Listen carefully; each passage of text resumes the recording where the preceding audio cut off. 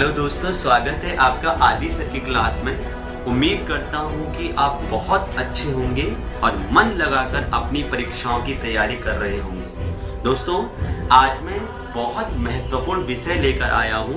वह विषय है अविश्वास प्रस्ताव, नॉन कॉन्फिडेंस मोशंस, जो हमारे संविधान के आर्टिकल 75 के अंतर्गत उल्लेखित है।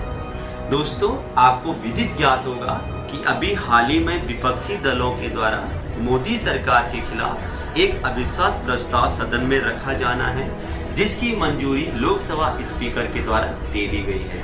तो हम उसी अविश्वास प्रस्ताव को समझेंगे, उसकी प्रक्रिया, उसका इतिहास, आज तक कितनी बार लगा है, आज तक कितनी सरकारें गिरी हैं, बहुत आसान शब्दों में समझेंगे। दोस्तों, जो अविश्वास प्रस्ताव होता है वह एक ऐसी शक्ति विपक्षी दलों के पास होती है जिसके अंतर्गत वह सत्तादल पार्टी को, जिसकी सरकार होती है, उसको एक ऐसी चुनौती दे सकती है जिसके अंतर्गत सत्तादल पार्टी को सदन में बहुमत साबित करना होता है। अब इस प्रस्ताव की प्रक्रिया क्या होती है, इसे समझते हैं। दोस्तों, सबसे पहले आपको विदित ज्ञात होना चाहिए कि यह प्रस्ताव जो है लोकसभा में ही प्रस्तुत किया जाता है और विपक्षी दलों के द्वारा ही प्रस्तुत किया जाता है। अब इस प्रस्ताव को लोकसभा में रखने से पहले, सदन में रखने से पहले 50 सदस्यों की, मतलब लोकसभा के 50 मेंबरों के समर्थन एवं उनके हस्ताक्षर होने अनिवार्य हैं। जैसे ही सदस्यों का समर्थन एवं हस्ताक्षर प्राप्त हो जाते हैं, उसके बाद लोकसभा स्पीकर की अनुमति मिलनी अनिवार्य है। लोकसभा स्पीकर मतलब लोकसभा अध्यक्ष, जो हमारे संविधान के आर्टिकल 93 के अंतर्गत उल्लेखित है। जब लोकसभा अध्यक्ष की अनुमति मिल जाती है तो उसके बाद 10 दिनों के अंदर अंदर सदन में उस प्रस्ताव को रखना अनिवार्य है। अब जब 10 दिनों के अंदर अंदर सदन में वह प्रस्ताव विपक्षी दलों के द्वारा रखा जाता है तो सत्तादल पार्टी को उस दिन बहुमत साबित करना होता है। बहुमत साबित का मतलब ये होता है कि इस समय लोकसभा में कुल 543 सीटें हैं, 543 सीटें हैं। तो इसका आधा, इसकी आधी सीट अपॉन 2 प्लस 1, जब 272 या 273 सीटें लगभग 273 सीटें लगभग सत्तादल पार्टी के पास बहुमत में हासिल हो जाती हैं, 273 सीटों का समर्थन मिल जाता है तो सरकार बच जाती है, अन्यथा सरकार गिर जाती है। दोस्तों, ये प्रोसेस तो ये आप बहुत आसानी से समझे होंगे। अब थोड़ा इसका इतिहास समझते हैं। सबसे पहले 1963 में भारत में जवाहरलाल नेहरू पर यह प्रस्ताव लगाया गया था। सबसे पहले जब चीन युद्ध हुआ था, भारत चाइना युद्ध, उसके बाद, और सर्वाधिक बार इंदिरा गांधी के खिलाफ 15 बार यह लग चुका है। अगर मैं ओवरऑल पूरे विश्व की बात करूं तो 1742 में ब्रिटेन में इस प्रस्ताव का प्रयोग किया गया था।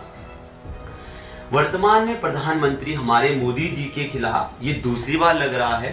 2018 में भी लगा था और 2023 में ये लगने जा रहा है। आज तक 3 ऐसे प्रधानमंत्री रहे हैं जो इन प्रस्तावों के द्वारा, इन प्रस्तावों के कारण जिनकी सरकारें गिरी हैं। सबसे पहले 1990 में वीपी सिंह की सरकार गिरी थी, प्रधानमंत्री थे पहले। 1997 में एचडी देवेगौड़ा जी की सरकार गिरी थी, दूसरे प्रधानमंत्री। 1999 में अटल बिहारी वाजपेयी जी की सरकार गिरी थी, ये हमारे तीसरे प्रधानमंत्री थे जिनकी सरकारें अविश्वास प्रस्ताव के कारण गिर गई थी। तो मैं उम्मीद करता हूं आप बहुत आसानी से समझे होंगे किस तरह से लोकसभा में ही प्रस्तुत किया जाता है, विपक्षी दलों के द्वारा प्रस्तुत किया जाता है। प्रस्तुत करने से पहले 50 सदस्यों का समर्थन एवं उनके हस्ताक्षर विपक्षी दलों के पास होने अनिवार्य है। जैसे ही समर्थन और हस्ताक्षर मिल जाते हैं, उसके बाद लोकसभा स्पीकर की अनुमति अनिवार्य है। लोकसभा स्पीकर जैसी अनुमति दे देते हैं, 10 दिनों के अंदर अंदर सदन में यह प्रस्ताव रखा जाना अनिवार्य है। उस दिन सत्तादल पार्टी को बहुमत साबित करना होता है। बहुमत साबित करने के लिए कुल सीटों के जितनी भी टोटल सीटें होती है उसका अपॉन 2+1 सीटें होनी अनिवार्य है। अगर इतनी सीटें नहीं प्राप्त होती है, इतने सीटों का समर्थन नहीं प्राप्त होता है तो सत्ता दल पार्टी को इस्तीफा देना पड़ता है, पूरी सरकार गिर जाती है और फिर विपक्षी दलों को सरकार बनाने का मौका मिलता है। अगर विपक्षी दल के पास भी पूरे नंबर नहीं होते हैं, अगर उनके पास भी पूरे नंबर नहीं होते हैं तो फिर राष्ट्रपति शासन लगता है जब तक चुनाव होते हैं। तो मैं उम्मीद करता हूं बहुत आसान शब्दों में समझे होंगे। और अभी तक अगर आपने यह चैनल लाइक नहीं किया, सब्सक्राइब नहीं किया तो जल्द कीजिएगा। हम बहुत जल्दी आपसे मिलने जा रहे हैं भारतीय राज्य व्यवस्था की।